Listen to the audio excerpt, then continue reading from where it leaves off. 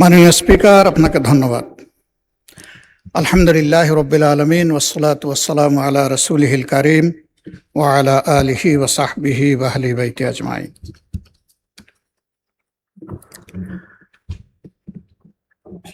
আমি অতীতের মতোই গভীর শ্রদ্ধায় আমাদের দূর এবং সম্প্রতি ইতিহাসের সকল শহীদ, সকল যোদ্ধা এবং সকল আহত ও পঙ্গু ভাই বোনদেরকে স্মরণ করছি। যারা চলে গেছেন, মহান রবের দরবারে তাদের শাহাদত কামনা করছি। যারা বেঁচে আছেন, তাদের সুস্থ দীর্ঘ জীবন কামনা করছি। আজকে যেহেতু মাগরিবের আগেই অধিবেশনটি শেষ হওয়ার আশা ব্যক্ত করা হয়েছে, এই জন্য আমি আমার কথাগুলো সংক্ষেপেই শেষ করার চেষ্টা করব ইনশাআল্লাহ। প্রথমেই মাননীয় প্রধানমন্ত্রীকে ধন্যবাদ জ্ঞাপন করছি। এইমাত্র উত্থাপিত একটি প্রস্তাবে তিনি যেভাবে নিজের অভিপ্রায় ব্যক্ত করেছেন এবং আমার প্রস্তাবের জন্য আমাকে অভিনন্দিত করেছেন, আমি ধন্যবাদের সাথে তার কৃতজ্ঞতাও জ্ঞাপন করছি। এই মহান জাতীয় সংসদ একটি ব্যতিক্রমী সংসদ। আমরা সবসময় বলে আসছি এটি মজলুমের মিলন মেলা। এই সংসদটা যত সুন্দর হয়ে চলবে, বাংলাদেশের মানুষের অন্তর থেকে তত হতাশা দূর হবে,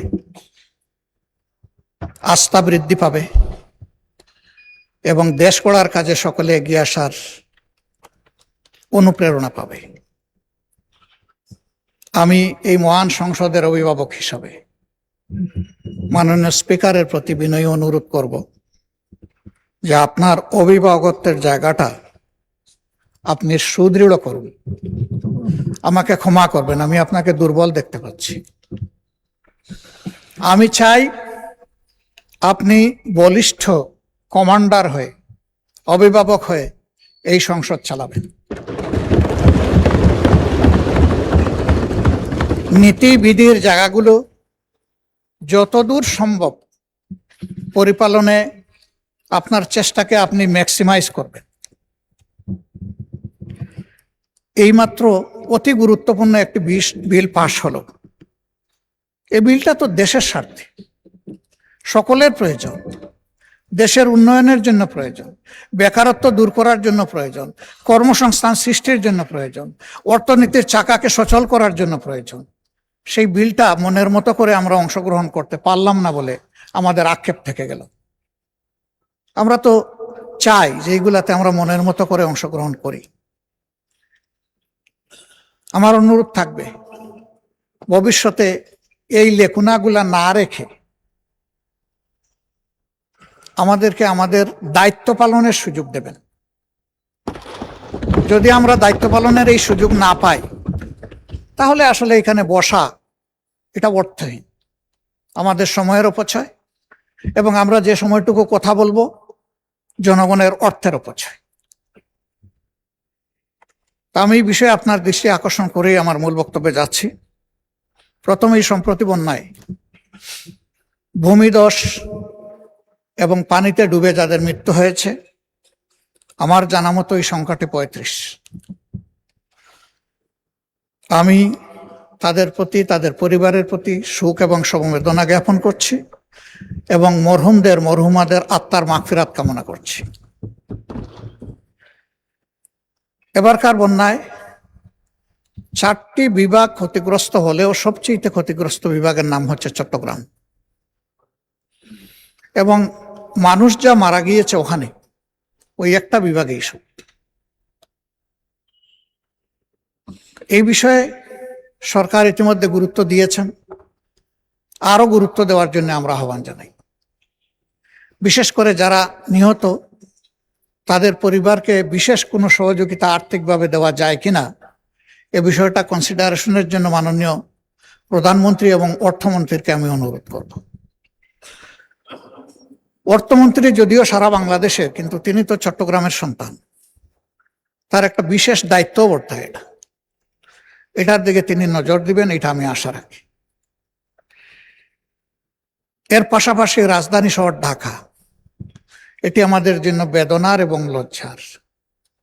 একটু বৃষ্টি হলেই ভাসতে থাকে, ড্রেনের ময়লা পানিগুলো উপচে পড়ে, জনস্বাস্থ্য হুমকিতে পড়ে, আমাদের সন্তান সন্ততিরা বিশেষভাবে কষ্টে পড়ে, বৃদ্ধ রুগ্ন মানুষগুলোর জন্য নতুন সমস্যা দেখা দেয়। অনেক ক্ষেত্রে এই ময়লা পানি আবার আমাদের পানীয় পানির লাইনের সাথে কোনো ভাবে কানেক্টেড হয়ে যায় এবং সেটাও পলুটেড হয়। এইসব মিলাইয়া আমরা একটা দীর্ঘস্থায়ী সমস্যার মধ্যে পড়ে গেছি। আমি আমাদের সরকারকে অনুরোধ করব যে এই বিষয়ে আমাদের একটা কোঅর্ডিনেটেড এবং ওয়েল থট একটা প্ল্যান আমাদের নেওয়া দরকার। আমার আসনকে আমি মনে করতেছি সবচেয়ে ক্ষতিগ্রস্ত, এটা হতেও পারে, নাও হতে পারে। আমি আমার আসনটির যে দৃশ্য দেখেছি, একদিন আমি গিয়েছি জনগণকে দেখতে, দ্বিতীয় দিন আমি যাইনি লজ্জায়। জবাব কি দেব? মানুষের কাছে তো কোনো জবাব নেই। তবে হ্যাঁ, এটা এই পার্লামেন্টের সৃষ্ট নয়, এই সরকারেরও সৃষ্ট নয়, এটা অতীতের সমস্ত জঞ্জাল এবং ঝামেলা জমে আজকে এই অবস্থায় আমার গিয়ে। উন্নয়নের জন্য বছর বছর বরাদ্দ হয়েছে বাজেটে, কিন্তু সেই উন্নয়ন অধরা রয়ে গেছে। উন্নয়ন হয়েছে কিছু ব্যক্তির, কিছু গোষ্ঠীর। আমরা এখন একটু জনগণের উন্নয়নটা দেখতে চাই, জনগণের সমস্যার সমাধানটা হোক, সেটা আমরা দেখতে চাই। রাজধানী শহর হচ্ছে দেশের ফেস। বিদেশ থেকে যারা কনসিডার করে সিলেটের, রাজশাহীর, ময়মনসিংহের ওয়েদার কেমন, এটা বিবেচনায় নেয় না। বিবেচনায় নেয় ঢাকা শহরের ওয়েদারটা কেমন। এই ফেস দিয়েই দেশটাকে চেনা হয়, যেমন ফেস দিয়ে একটা মানুষকে চেনা হয়। এই ফেসটাকে একটা কোঅর্ডিনেটেড প্ল্যানের মাধ্যমে এনে আমাদের রক্ষা করা দরকার, উজ্জ্বল করে তোলা দরকার। এক সময় একজন শাসক বলেছিলেন তিলোত্তমা ঢাকা। তিনি হয়তো চেষ্টা করেছেন, কিন্তু তিলোত্তমা হয়নি। বরঞ্চ এই ঢাকা দিনের পর দিন মলিন হয়ে যাচ্ছে। এই মলিনতার হাত থেকে রাজধানীকে বের করে আনতে হবে মাননীয় স্পিকার। এর জন্য প্রয়োজন হয় বাজেটে বিশেষ বরাদ্দ রাখা উচিত। সেই বিশেষ বরাদ্দ রেখে রাজধানী শহরটাকে অন্তত প্রোটোটাইপ হিসাবে আগে আমরা একটু ভালো করে তুলি, এরপরে আস্তে আস্তে আমরা অন্যদিকে যেতে পারবো। আমরা চাইলেই একদিনে সব পারবো না, কিন্তু বিদেশি মেহমান বলেন, আমাদের বন্ধু রাষ্ট্রের বিভিন্ন কর্ণধার বলেন, আসে তো ঢাকায়। এটা দেখা মাত্র তাদের একটা স্টাডি আমাদের সম্পর্কে হবে, তারা সেভাবেই আমাদের সাথে ডিল করবে। এখান থেকে শুরু হোক, ডিলটা এখান থেকে মারা হোক, সারা বাংলায় ঢেউ উঠবে ইনশাল্লাহ। এই জন্য আমি এই বিষয়ে এতটুকু রেখেই আগাচ্ছি। শিক্ষা জাতির মেরুদণ্ড, ধন্যবাদ জানাই। শিক্ষা এবং স্বাস্থ্য এবার অধিকতর বাজেট বরাদ্দ করা হয়েছে, কিন্তু শিক্ষার মৌলিক প্রয়োজনের দিকে আমাদেরকে বেশি নজর দিতে হবে। দুইটা জায়গায়, প্রাইমারি আর টার্সিয়ারি। মাঝখানটা অটোমেটিক্যালি প্রাইমারির ধাক্কাই চলবে। প্রাইমারিতে যে শিক্ষাটা পায় শিক্ষার্থীরা, এটাই সারা জিন্দগি তাদের স্পিরিচুয়াল পাওয়ার তাদেরকে সাপ্লাই দেয়। এই জায়গাটায় আমাদের টেকনিক্যাল এডুকেশনের পাশাপাশি, কর্ম উপযোগী এডুকেশনের পাশাপাশি নৈতিক শিক্ষাটাকে, ধর্মীয় শিক্ষাটাকে সার্ট করা হোক। এটা শুধু ইসলাম ধর্মের শিক্ষা না, এদেশে যতগুলা ধর্মাবলম্বী মানুষ আছে তাদের সকলের সন্তানকে শিওর ধর্মে তাদেরকে অভ্যস্ত করে তোলা হোক, পরিচিত করে তোলা হোক। ধর্ম মানুষকে শালীনতা শিখায়, ধর্ম মানুষকে দেশপ্রেম শিখায়, ধর্ম মানুষকে সৎ হতে শিখায়। এই শিক্ষাগুলার জন্য এই লেভেলগুলার প্রতি বিশেষ গুরুত্ব দিয়ে, যেহেতু 90% মানুষ এখানে মুসলমান এবং সব স্কুল কলেজের একই চিত্র হবে, আগে এই বিষয়টা দেখে পাশাপাশি অন্যদের বিষয়টাও দেখা হোক। এখানে ধর্মীয় শিক্ষক প্রাইমারি থেকেই ডেজিগনেটেড ওয়েতে স্পেশালি নিয়োগ দেওয়া হোক। স্বতন্ত্র ইবতেদায়ী মাদ্রাসা, এরাও শিক্ষায় কন্ট্রিবিউশন করে, কিন্তু তারা বড় অবহেলিত। তাদের বিষয়টাও বিবেচনায় নেওয়ার জন্য আরেকবার আমি এখানে অনুরোধ করছি। এর আগেও বলেছি, ফ্যাসিস্ট আমলে রাজনৈতিক আনুকূল্য দিতে গিয়ে অনেক যোগ্য প্রতিষ্ঠানকে এমপিভুক্ত করা হয়নি, আবার অনেক অযোগ্য প্রতিষ্ঠানকে এমপিভুক্ত করা হয়েছে। দেখা গেছে পরবর্তী পর্যায়ে ওই সমস্ত কিছু কিছু প্রতিষ্ঠান থেকে একজন ছাত্র পাবলিক এক্সামে পাশ করতে পারেনি, তারা আছে এমপিভুক্ত হয়ে। আবার কৃতিত্বের সাথে একটা প্রতিষ্ঠান ভালো করে যাচ্ছে, তাদেরকে ডিপ্রাইভ করা হয়েছে। এখন যেন রাজনৈতিক বিবেচনায় এই যন্ত্রণাটা আর না করা হয়, জাতির উপর থেকে যেন এটা তুলে নেওয়া হয়। যথাযথ যাচাই বাছাইয়ের মাধ্যমে যারা এটার উপযুক্ত তাদেরকে এটা দেওয়া হোক, যত দ্রুত সম্ভব এই পদক্ষেপটা নেওয়া হোক। মাননীয় স্পিকার,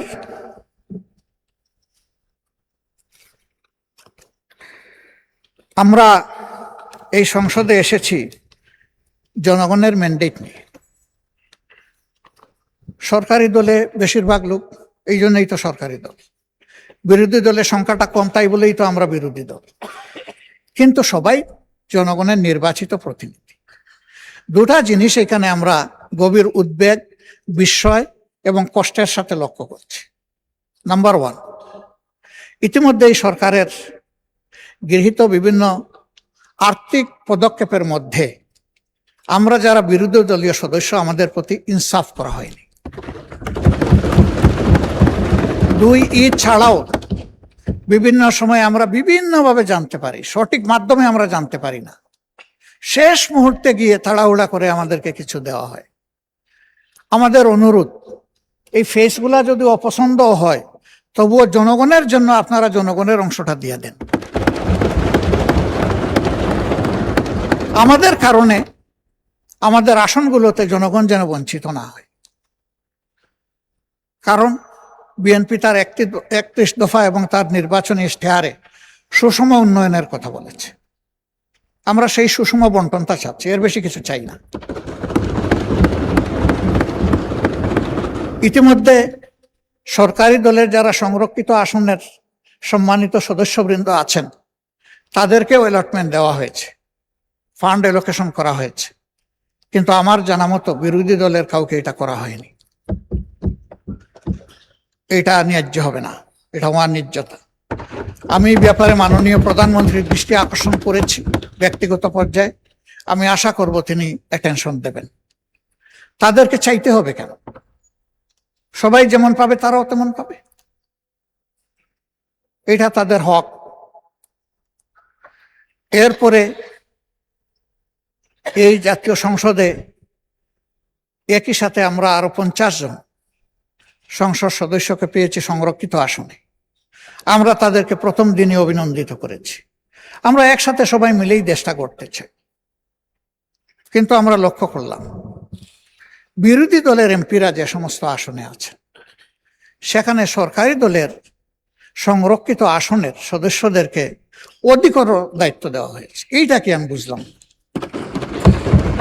আমাদের সাথে তো কোনো আলোচনা করা হয়নি। অবশ্যই তারা ভূমিকা পালন করবেন, তাদের ক্ষেত্র থাকতে হবে। তারা এক একজন 6টা করে আসনের প্রপোর্শনেটলি এসেছেন, 6 জায়গার তারা প্রতিনিধিত্ব করবেন, কোনো সমস্যা নেই। সেটা তো একটা আলাপ আলোচনার ভিত্তিতে হতে পারত। আমাদেরকে আমাদের প্রাপ্যের বেশি তো আর আসন দেওয়া হয়নি। আমরা যে 13টা পাওয়ার কথা সেই 13টাই পেয়েছি। আমাদের আসনগুলোতে এই 13 জনকে যদি আমরা কাজে লাগাই, আমাদের সমন্বয় সহযোগিতাটা হবে ওয়ান্ডারফুল।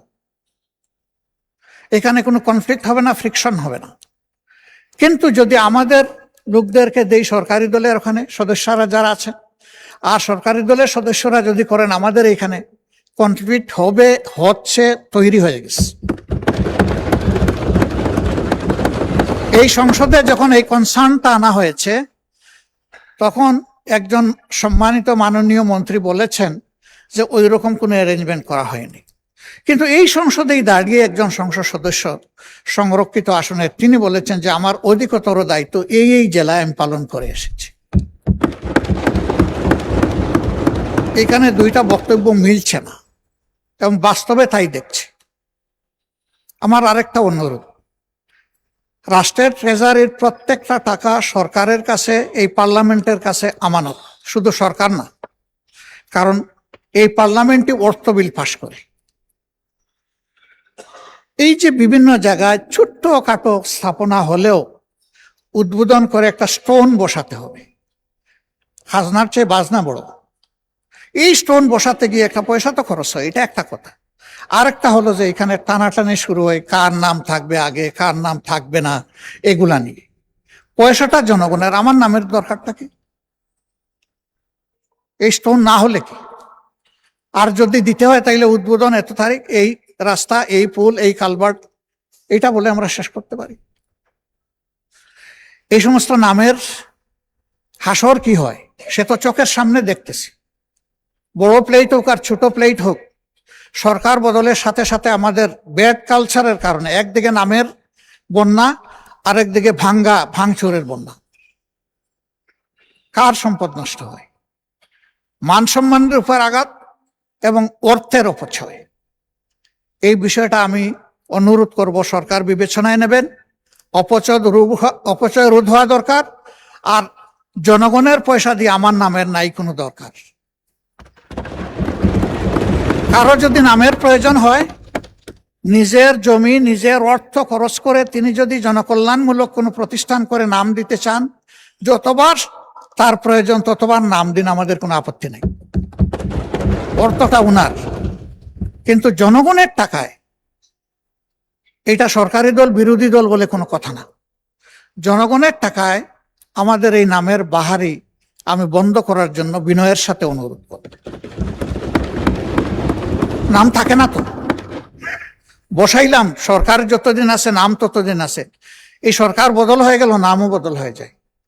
বিশাল বিশাল স্থাপনার নাম বদল হয়ে গেছে এই দেশে, এবং এই নাম বদল করতে গিয়ে শত শত কোটি টাকা অপচয় হয়েছে। আমাদের আন্তর্জাতিক একমাত্র বিমানবন্দরের সাক্ষী। এরকম আরো অনেকগুলা ঘটনা আছে। তো আমি এই বিষয়টাও কগনিজেন্সে নেওয়ার জন্য সরকারকে আমি বিনয়ের সাথে অনুরোধ করব।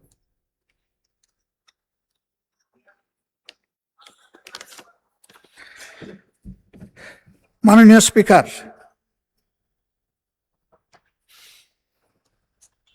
আমরা এই সংসদে প্রথম দিন অনুরোধ করেছিলাম যে অতীতের খারাপ সংস্কৃতি থেকে আমরা বের হয়ে আসব। এখানে আমরা অবশ্যই সমালোচনা করব, কিন্তু এটা হবে সংসদের ব্যাকরণকে অনুসরণ করে, এটাকে লঙ্ঘন করে না।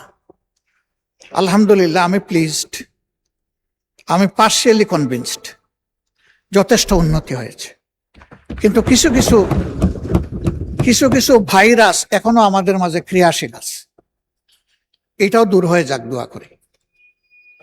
আমাদেরকে অনেক কিছু বলা হচ্ছে, বিভিন্ন দিক থেকে আমাদেরকে নেগেটিভলি ক্রিটিসাইজ করা হচ্ছে যে আপনারা এত ভদ্র কেন, এত পজিটিভ কেন, এত নমনীয় কেন, আপনারা গরম করতে পারেন না? গরম করার জন্য তো চুলা আছে, এটাকে গরম করে কি করব? কিছু পাক করতে হলে চুলায় বসাবো, এখানে কেন? এটা যুক্তি বুদ্ধির আইনের জায়গা, এটা বিধি অনুসরণের জায়গা। এটা আমরা এটা করে এখানে চলি, তবে এটা একতরফা হবে না। এক ভদ্রলোককে জিজ্ঞেস করা হলো বিয়ে শাদী করবো না, বলে যে 50% কনফার্ম। বলে এটা কি বুঝলাম না।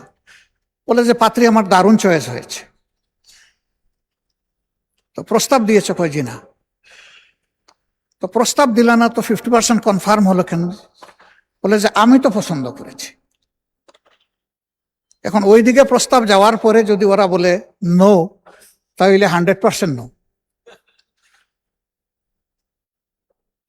স্বাভাবিকভাবেই একতরফের সদিচ্ছায় কিছু হবে না, এখানে সকলের সদিচ্ছা থাকতে হবে। এই সদিচ্ছার ক্ষেত্রটা তৈরি করা আমাদের সকলের পবিত্র নৈতিক দায়িত্ব।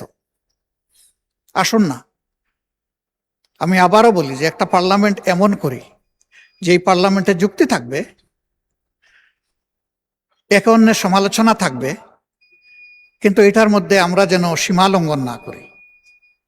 কাউকে পেইন দেওয়া, খুঁটা দেওয়া, অবভিয়াসলি আপনি যখন একজনকে পেইন দিবেন অন্তত সমপরিমাণ পেইন সহ্য করার জন্য আপনাকে প্রস্তুত থাকতে হবে। এটা তো কোনো ভালো জিনিস হবে না।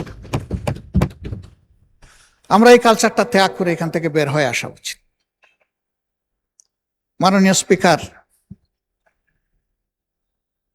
বাংলাদেশে যেদিকে যাবেন সেদিকেই আপনি সমস্যার কথা শুনবেন। সমস্যার কোনো অন্ত নাই। আমাদের সড়কগুলা পড়ে আছে অনেক দিন ধরে, কাজ চলছে, শেষ হবে কখন কেউ জানে না।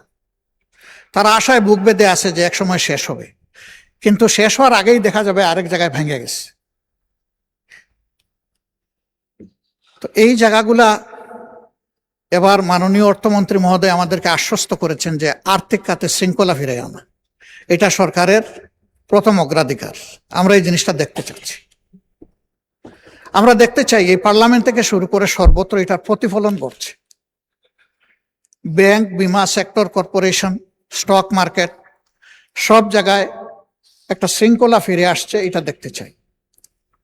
এখন যিনি অর্থমন্ত্রী, তিনি একসময় চিটাগাং স্টক এক্সচেঞ্জের চেয়ারম্যান ছিলেন।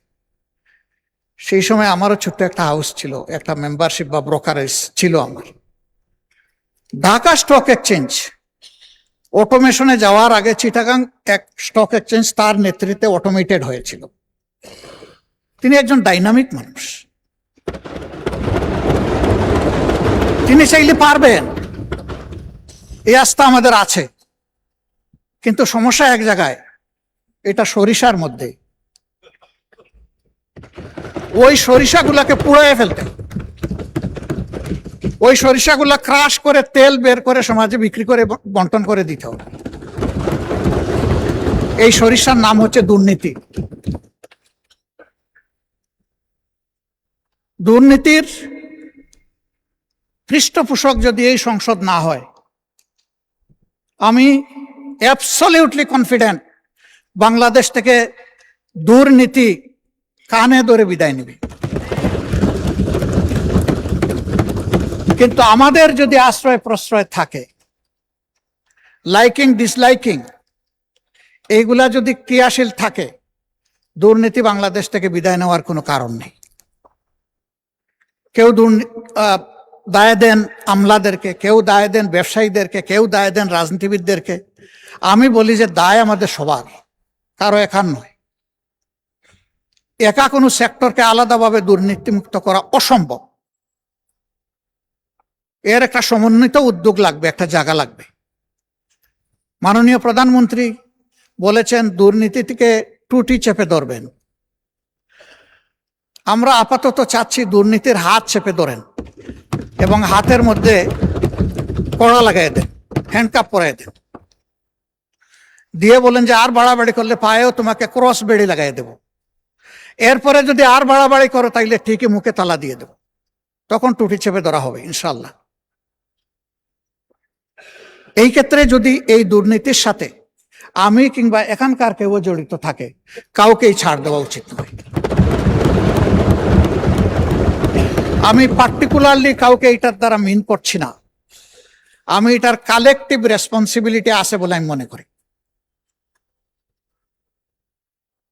দুর্গন্ধযুক্ত বাতাস বইছে আর আমি ফিনফিনা গাড়ির ভিতরে বসে আছি, কিছু হলেও ওই ছিদ্রপথে এসে আমার নাকেও ঢুকবে সেই দুর্গন্ধ।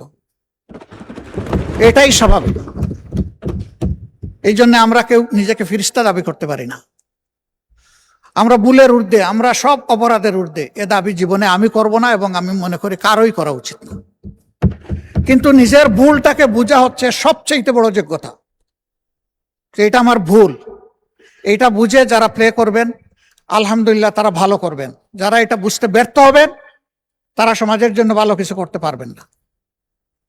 মাননীয় স্পিকার, কথা বলতে গেলে অনেক কথা আছে, এর কোনো শেষ নাই। জুলাই সংক্রান্ত যে কথাগুলো আমরা গতকাল বলেছি, আজকে একটাও আমি আর রিপিট করতে চাই না। এই সংসদ শুনেছে, আবার শোনার দরকার নাই। আমাদের প্রত্যাশা, আমরা সরকারি দল থেকেও বলছি জুলাই আমাদের, বিরোধী দল থেকেও বলছি জুলাই আমাদের। তাহলে এই জুলাইটা যেন সত্যিকারেই আমাদের হয় সেটা আমরা দেখতে চাই। ধন্যবাদ জানাই মাননীয় প্রধানমন্ত্রী, তার নেতৃত্বে ইতিমধ্যেই সিদ্ধান্ত নিয়েছেন জুলাই স্মৃতি জাদুঘর 5 আগস্ট খুলে দেবেন। এটি আপামর জনগণের একটা আকাঙ্ক্ষার জায়গা ছিল। আর জুলাই স্মৃতি ফাউন্ডেশনের ব্যাপারে আশ্বাস শুনেছি, এটার জন্য অগ্রিম ধন্যবাদ জানাই রাখলাম। আমি অনুরোধ করব জুলাইকে ইতিহাসের পাতায় তুলে ধরার জন্য, এবং এই কাজটা সরকারকে করতে হবে। মাননীয় মন্ত্রী আছেন, তিনি এটাতে গুরুত্ব দিবেন। জুলাই অধিদপ্তর যেটা করেছেন তার আওতায় শহীদদের প্রোফাইল, তার আওতায় আহত পঙ্গু যারা আছে তাদেরকে তুলে আনার এই বিষয়টা ইতিহাসের অংশ হিসাবে সংরক্ষণের তিনি কার্যকরী উদ্যোগ নেবেন, এটা আমি আশা করি। মাননীয় স্পিকার, যেহেতু ছুটির জন্য সবাই মুখিয়ে আছে আর সারা বাংলাদেশ এখন কম বেশি বন্যায় ক্ষতিগ্রস্ত, এই জন্য আমি আমার কথা আজকে আর বাড়ালাম না। কথা আরো অনেক বলা যাবে আল্লাহ তৌফিক দিলে। শুধু আমাদের গরিব সহকর্মীদের ব্যাপারে একটা কথা বলতে চাই। আমার এখন লজ্জা হচ্ছে এখানে বলতে হচ্ছে এটা। আমি 2 বার যেখানে বলার সেখানে বলেছি, তার আংশিক বাস্তবায়ন হয়েছে। এখনো কিছু কিছু আমাদের এই সচিবালয়ের অধীনে কিছু লোকের পাওনা এখনো রয়ে গেছে। এই গরিবদেরকে আটকাইয়া রাখিয়েন না, ওদেরটা দিয়ে দেন। এটা আমি বিশেষ করে সচিব মহোদয়ের দৃষ্টি আকর্ষণ করছি। এটা আপনার কাজ, আপনি এটা শেষ করেন। ওরা আর আমাদের কাছে এসে বলুক, এটা আমরা শুনতে চাই না। এদের বিষয়টা যত তাড়াতাড়ি পারেন এটা সমাধান করেন। শেষ পর্যায়ে এসে আমি এই সংসদ, বিশেষ করে বাজেট অধিবেশন পরিচালনায় সংসদ সচিবালয়ের সম্মানিত আমাদের সহকর্মীবৃন্দ, তারা অক্লান্ত পরিশ্রম করেছে। এর সাথে সম্পৃক্ত যত উইং আছে, সিকিউরিটি ডিপার্টমেন্ট থেকে শুরু করে গণমাধ্যম থেকে শুরু করে, রেওয়াজ অনুযায়ী বাজেট সেশন যখন শেষ হয় তখন তাদেরকে 1 মাসের বেতনের সমপরিমাণ ইনসেন্টিভ দেওয়া হয়, যেই বেতনটা এখন তারা ভোগ করছে। সমস্ত কর্মকর্তা এবং কর্মচারীবৃন্দ যারাই আছেন তারা রেগুলার বেসিসে থাকুন অথবা অ্যাডহক বেসিসে থাকুন, যেভাবেই থাকুন, তাদের সকলের জন্য আমি প্রস্তাব করছি এটা যেন বরাদ্দ করা হয়, তাদেরকে দেওয়া হয়। আমি মাননীয় প্রধানমন্ত্রী এবং সংসদ নেতাকে আপনার মাধ্যমে অনুরোধ করব, আমার এই প্রস্তাবটা তিনি সমর্থন করে গ্রহণ করে কার্যকরী ব্যবস্থা গ্রহণ করবেন। ধন্যবাদ মাননীয় স্পিকার। আসসালামু আলাইকুম ওয়া রাহমাতুল্লাহ।